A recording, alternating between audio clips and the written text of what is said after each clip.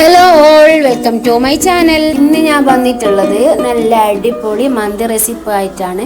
Main തൊലിയുള്ള ചിക്കനാണ് നല്ലത്. ഞാനിവിടെ തൊലിയില്ലാത്ത ചിക്കൻ എടുത്തിട്ടുണ്ട്, ഏതെങ്കിലും പ്രശ്നമില്ല.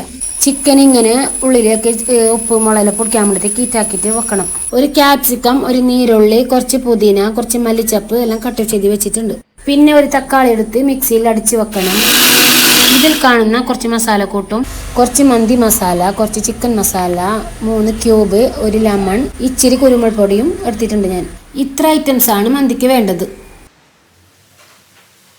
ഈ മസാല കൂട്ടെല്ലാം ചെറിയ ജാറിലിട്ടിട്ട് പൊടിച്ചെടുക്കണം.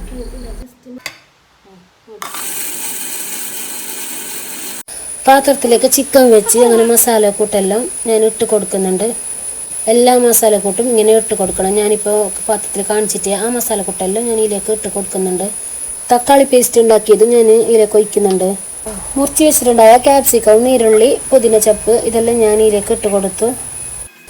ആവശ്യത്തിന് സൺഫ്ലവർ ഓയിൽ ഒഴിച്ച് ഇച്ചിരി ഉപ്പ് ഇട്ടിന് ഞാൻ ടേസ്റ്റിന് വേണ്ടി. എല്ലാം മിക്സ് ആക്കിയിട്ട് ഞാനിവിടെ മൂടി വെച്ച് അരമണിക്കൂർ മാറ്റി വെക്കണം. എന്നിട്ട് ഗ്യാസിൽ വെക്കണം.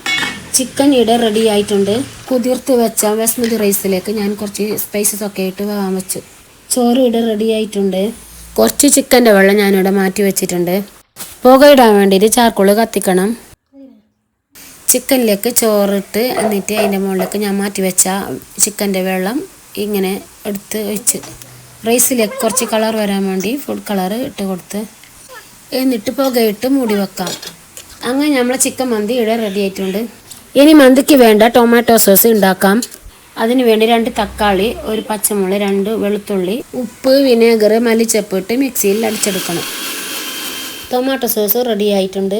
അപ്പോൾ എല്ലാവരും ഉണ്ടാക്കി നോക്കി ഫീഡ്ബാക്ക് അറിയിക്കണേ.